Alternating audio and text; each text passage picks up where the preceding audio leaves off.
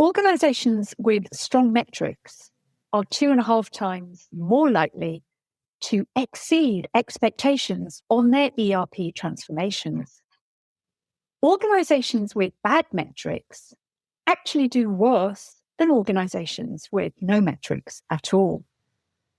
In this episode, Claire Guyot, an expert from Prosci Europe who has spent years working with transformational leaders on this measurement question, breaks down for us what to measure in ERP change and what to stop measuring, plus the difference between metrics that report and metrics that steer.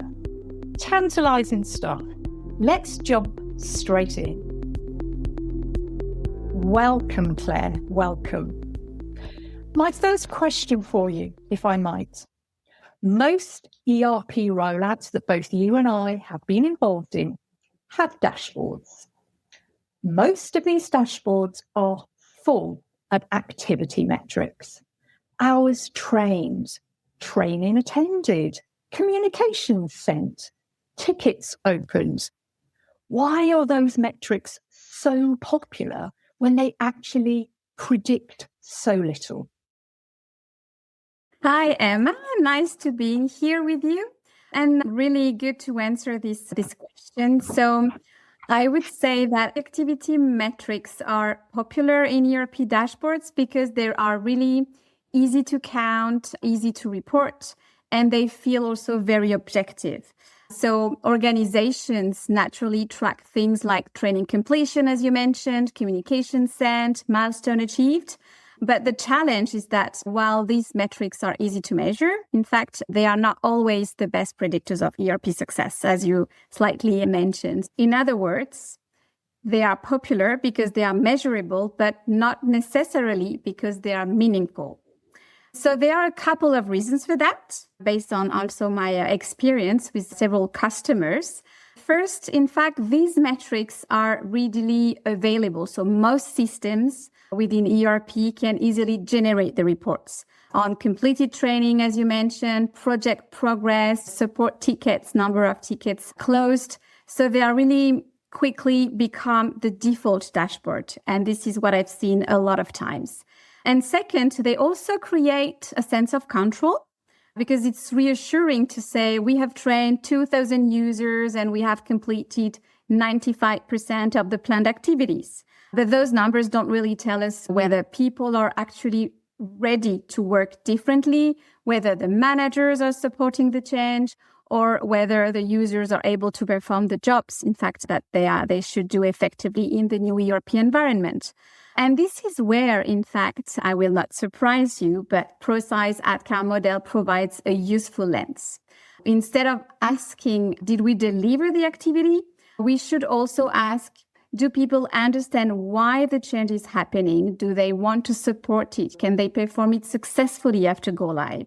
So that's a very different conversation. My practical recommendation on that is really simple. I would say keep activity metrics, but don't let them dominate the dashboard. We still need them. Project teams need them. But activity metrics, whether tell you if the change management work was performed, but they don't really tell whether the change has happened concretely. So the one I would recommend using for the human factors of the return on investment for the ERP, these are the 3 ones we are really looking at. It's really the speed of adoption, how quickly people are getting up and running on the system, the utilization, so how people really actually using the ERP as intended, and the proficiency, so how effectively are they performing in the new system, are they using it well? So that's very important to have in mind. And for me, the question leaders really need to answer is, are we simply doing change management activities, or are people adopting and using the ERP in a way that deliver business results? Thank you, Claire. So activity metrics have a place, and I think you described them wonderfully as change management indicators. But things like speed of adoption, ultimate utilization, proficiency, perhaps better indicators of change outcome, change successes. I love that. I think you articulated that really succinctly for us. Of those activity metrics, in your experience, which one often misleads leadership and sponsorship most frequently? Which one, seduces them into thinking this is going really well, but perhaps it isn't? I would say, based on my experience, this is the training completion rate. Usually that is done right after the training, before go live.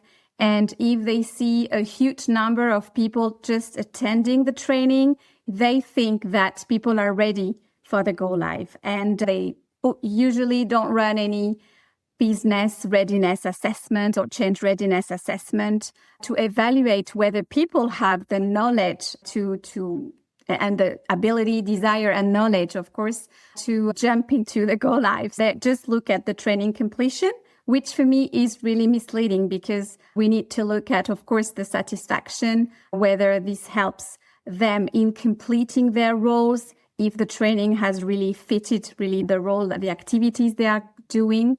So this is, for me, what I have observed as a metric which is always tracked. And this is, of course, important, but satisfaction, making sure that people get the most of the training so they feel ready to use the system, is usually what is missing. And that's why, for me, this is one of the most misleading metric in the ERP deployment. Thank you. You will have spotted a big smile on my face throughout that answer. Thinking back to my work with, again, lots of organizations, and indeed having been client side as well, delivering changes over the years, I think that's a trap I've fallen into once or twice as well. I also appreciate you just underscoring in your answer there how the outcomes, as articulated in our ADCAR model, sure, desire to actually be trained, but then the knowledge, do I know how to do this, and the ability. Am I proficiently able to use our new ERP capability in the way designed? Brought that through beautifully as well. Thank you. I tantalized with some data from our Prosci research, and I'm going to ask you to unpack that a little bit for us. So just a reminder. Organizations with poor metrics around ERP transformations actually do worse than organizations with no metrics at all. And I compared the 7% to the 26% success rate. So the question for you, how does measuring badly actually become worse than not measuring at all? Yes, thanks, Emma. When I looked at this data in the research, I was surprised as well. So I can understand this may be surprising that organizations with no formal metrics outperforms those with poor metrics. But when you think of it, in fact, bad measurement really creates false confidence, misdirected effort, administrative burden without value. So this is what I have observed, or what I can say. And in a certain way, it creates false accountability.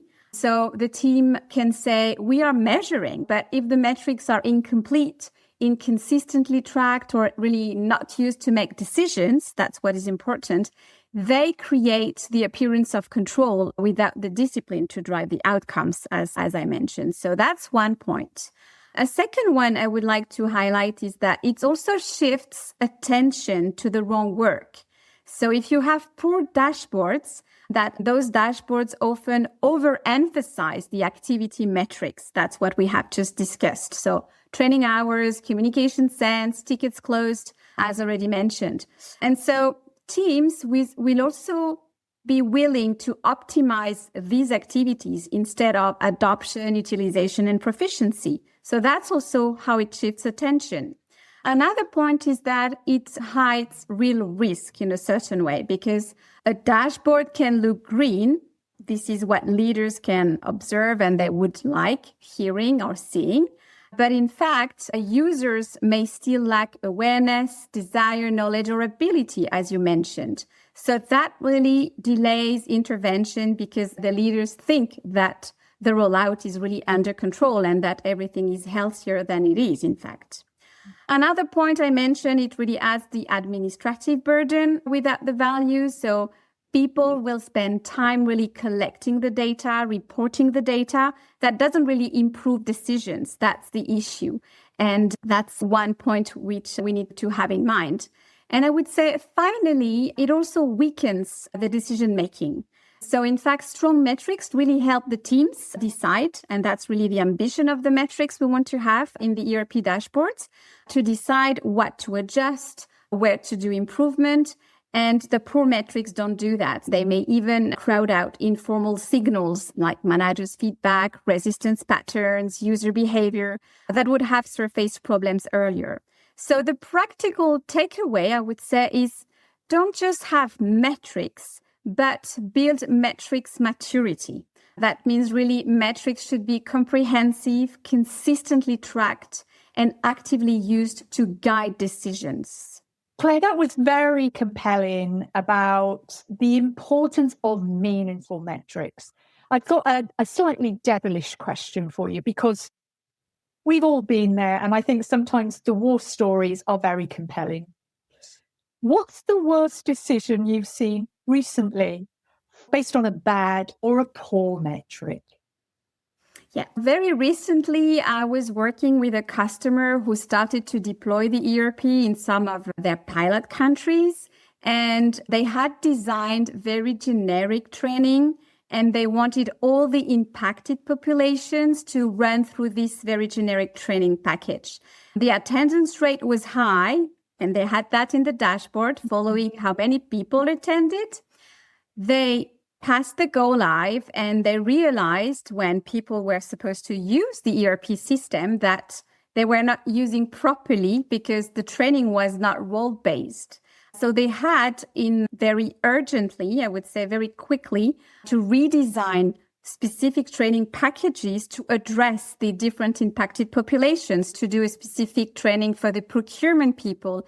And within the procurement people, even only the buyers or the category managers.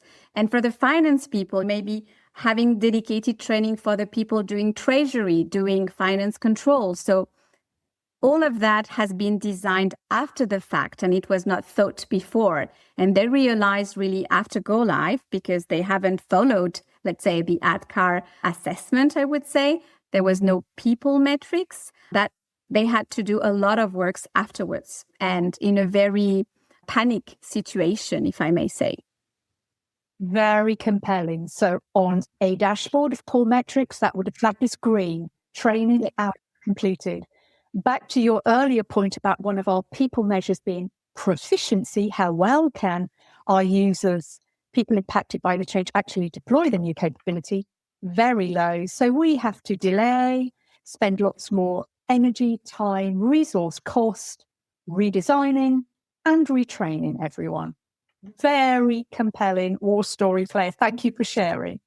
Claire, if activity metrics don't predict success, what does or what do? What are the people and adoption measurements, metrics, indicators in your experience that would signal early that we're on track or we're not on track for success in our ERP? Thanks, Emma. As I mentioned, what predicts ERP success is not how many change activities have been completed, but it's whether people are actually moving towards adoption and effective use of the new system. So that's important because, as in the Prosci's ERP research, we have 92% of organizations that define ERP success metrics, but only 20% measure the people factors that drive decisions. And something I would like to add is there is also a further gap. We have 54% of implementation problems which stem from people factors, but only 34% of metrics track them. So when I worked on the ERP programs, there are, let's say, 5 people metrics I recommend tracking. And we talked a bit about that already. The first one is the ADCAR readiness. Are people aware of the change, willing to support, knowledgeable about it, about what to do, able to perform in the new environment? I've actually seen a go live postponed because readiness survey results showed people were simply not ready yet. So this helped a lot. A second metric is around adoption velocity. So how quickly are users starting to use the ERP after go live?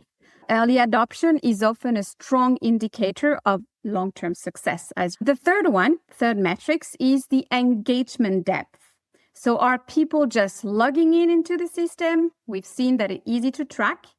Or are they really using the right transaction for their job role, the right workflows, the end-to-end processes they are supposed to do and to work in their own job? The fourth one is user proficiency. We mentioned that already. Can they perform their work correctly, efficiently in the new system? And to me, this is far more meaningful than training completion, as we discussed, because it shows whether knowledge is becoming real ability. And finally, I would say the fifth one I recommend is around user satisfaction. Are users telling us that the ERP is helping them to do their jobs, or are they experiencing pain points that could slow down the adoption? So that's the 5 metrics I tried to discuss, challenge the leaders to have inserted into their dashboard. And for me, the key is not to have dozens of metrics, but it's to have a small set of metrics that leaders actually use to make decisions. So ultimately, the best ERP dashboards I have seen for me should answer one simple question. Are people adopting and using the ERP in a way that delivers business results? I love that. We don't need baskets of 30, 40 indicators. We need 5 powerful, trackable metrics that give us confidence as leaders that we are on track for success or not, and therefore we have to course correct. Thank you. Most metrics that you and I will have been working with clients, Claire, are designed to report, to tell leadership, to tell sponsorship what's happening. But metrics that drive better outcomes, we might categorize as metrics that steer. So for you, what's the difference and how do you build metrics that steer the outcomes we're looking for? Yes, so as you mentioned, one of the biggest distinctions I make with the ERP leaders when I start working with them at the beginning of the program to define what success looks like is really to insist on the difference between reporting metrics and steering metrics. And really the reporting metrics normally tells you what happened, as you mentioned, and I try to make them realize what it is. And the steering metrics really help you decide what to do next. And that's the big difference. For example, saying 95% of users completed the training is really a reporting metrics, as we discussed.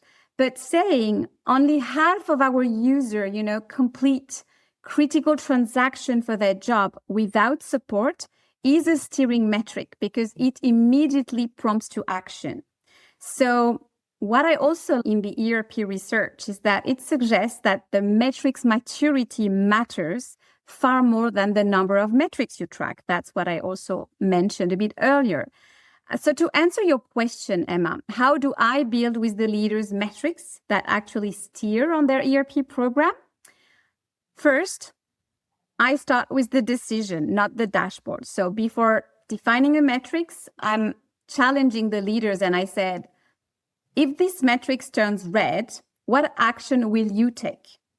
If nobody would do anything differently, then it's probably just a reporting metric. So that's something I raise awareness about and I challenge the leaders about. Second, what I recommend as well is to keep, as I mentioned, the list really small. And I generally recommend 3 to 5 critical metrics, the ones I mentioned earlier, that the leaders can really realistically review and really act upon because we really want them to make actions on the outputs. The third, focus on the adoption and not just the delivery. So again, measure things like adoption velocity, active use of the critical modules of the ERP deployment, the proficiency people have, different impacted people have in their key transactions, the ADKAR barrier points for the impacted population, collect the user feedback. These are really indicators for me that tells you whether the people are actually moving towards the future state or not moving towards the future state. So that's the third one I mentioned. There is a fourth one, which would be make the metrics specific and actionable. So instead of saying users are adopting the ERP, we need to define a target. And I challenge the leaders around that. So, for example, we should say 90% of, let's say, the finance users can complete month-end closing independently within 30 days of go live. So very specific, smart metrics in a way. And finally, every metric also needs an owner and a response plan. So someone should really be responsible for a metric, should know who needs to review it, who needs to take the action, and what is the thresholds to trigger the action. This is really important to have those in place. So the simple test I use with the leaders is a metric is a steering metric, let's say, if it answers the question, what should we do differently now? So if it only helps you report status upward, it may still be useful, yes, but it's unlikely to improve the ERP outcomes on its own. And if I am a leader listening, watching us today, who's partway through an implementation, and what you have just cautioned us about is resonating, and I'm reflecting that my dashboard contains a basket of reporting metrics. In your view, can I retrofit partway through and adjust some of those, perhaps reducing the number, to steering metrics? Yes, I would say it's never too late to act on metrics.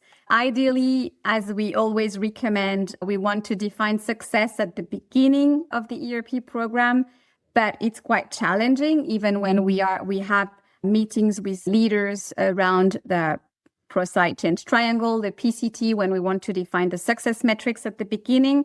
It takes time, it takes alignment.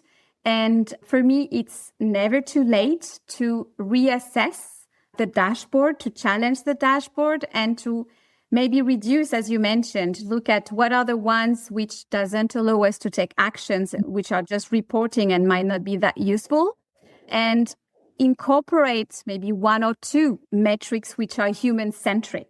Maybe not the 5 ones because you will not have the time to assess all of them, but you select what would be the most relevant based on where you are at the deployment phase. So that's where I think the ADKAR potentially metrics would be one very powerful, because it's really aligning with the ERP deployment milestones. Thank you. Thank you. Claire, you speak so eloquently and compellingly of the examples where you have worked with a range of organizations. Can you share with us an example of the right metric used, read at the right time that steered, perhaps altered the course, the trajectory of an ERP deployment? I will even have 2 examples. Let's say, indeed, one of the recurring challenges I've seen across all ERP implementations is definitely measurement. And the issue is rarely a lack of KPIs. It's in fact often the opposite. We have dozens of indicators that needs to be followed, as we just discussed. And it becomes difficult to distinguish what is actually predicting success from what is simply reporting activity. So the 2 examples I would like to highlight are very different. The first one is around a large SAP deployment in the telecom industry. And we had each stream leader in charge of their own technical KPIs. So they had a lot of KPIs tracking milestones, defects, inventory reduction, approval lead times. I named but a few. On the change management side, we were also monitoring training completion, attendance, readiness assessment, and satisfaction score. So we had quite some human-centric measurement. Those metrics were useful, but looking back, I would say we were missing a bit more indicators that I would consider far more predictive today, like the ADCAR progress as such, and the user proficiency, the adoption of the key SAP modules, and also the manager engagement. But what was interesting in this story is that the deployment was still really successful. And when I look back, I think that's because the change team paid a very close attention to one factor that wasn't always visible on the dashboard, but it was the sponsor engagement and the stakeholders engagement. And they made sure the leaders were highly visible throughout the rollout. So they opened training sessions, they reinforced key messages, they listened to feedback, and they remained involved during the hypercare, for example. So there was this continuously engagement, gathering employee feedback, which was not properly tracked in the ERP dashboard as such. And that's, for me, an example of success, which was not tracked, but because adoption and sponsor engagement was there, they really paid attention to this adoption part finally. So that's the first example. So even if they were not perfect, we were really paying attention to the real signals coming from the organization. The second example was more in the energy sector. And this is where I really saw the power of the right metrics used at the right moment, as you mentioned. In this case, the change management office had built a very focused people dashboard around 4 areas: stakeholder engagement, communications, learning, and adoption. And rather than tracking everything, they selected a small number of metrics that were aligned with the deployment phases for each of the 4 categories. Things like stakeholder engagement levels, ADCAR assessments, readiness survey before go live, and learning effectiveness measures. So that's what made this approach very effective. It was not the number of metrics, but it was the fact that they were used to make decisions. So that's the point that I wanted to mention. So the best metrics don't really tell you whether the project was successful. They really give you the opportunity to make it successful. Oh, I love that. And as early as possible so that we can do the course correction, repeat what's working, drop what's not, put new ideas in. Absolutely. Our viewers today, imagine somebody now at the beginning of an ERP starting to build their measurement plan for an ERP rollout. What's one principle you would recommend they anchor on? And what's one mistake you would say, avoid? So for the first part, I would say measure what will steer adoption decisions. We just discussed that, not what is easiest to report. As mentioned, and I would like also to emphasize again the Prosci ERP research, it shows why this matters. In fact, people factors make up 55% of ERP implementation challenges, but receive only 34% of measurement attention. Meanwhile, process metrics get 52% of measurement focus, despite representing only 29% of challenges. So the measurement plan should deliberately rebalance toward the people side. Adoption, usage, proficiency, we mentioned that already. Readiness, stakeholder alignment, resistance signals. So a strong starting question for me, for the leaders is, if this metric changes, what decision will you make differently? This is how they need to define the right metrics. In other words, if the metrics does not push for action, then it should not be part of your steering dashboard. And for the avoid, let's say for the mistake part, I would say what we want to avoid is building a big dashboard with low value metrics. So we want to keep it simple. We want to pick up 3 to 5 metrics, to tie each one to adoption and use, to define thresholds for action, to assign an owner, as I mentioned already, and to review them frequently during the steering committee, enough to adjust training, as you just mentioned, to adjust sponsorship actions, to adjust the communications to the right people, and to support and manage better resistance. So in short, don't measure more, measure what you are willing to act on? Oh, thank you. Now, the part of these podcasts where people who have been joining us regularly will know that I attempt to read my handwriting on the notes I've been taking throughout. My takeaways today. Firstly, activity metrics might be easier, but they're mostly useless for predicting success.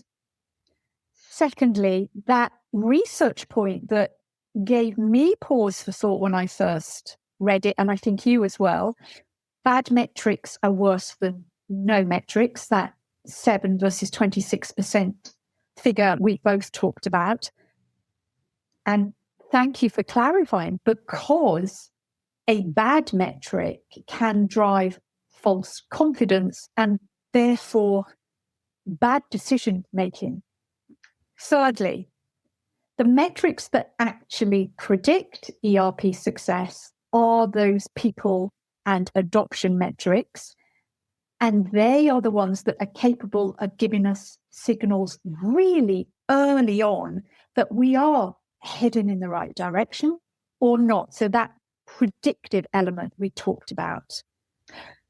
Fourthly, the best metrics steer rather than simply enable us to report on activity. They change what leaders do and what leaders don't know. And finally, you've said this a good few times, and I love that you're 3 to 5, fewer, better metrics, more powerful, more useful, more predictive than a whole suite of reporting metrics that aren't particularly helping us. Final question, if I might just squeeze one in, Claire. If one of our viewers today is going to take just one thing away from what we've been talking about today, what would be your one takeaway for them? I would say focus on the people-centric metrics. Adoption is the key.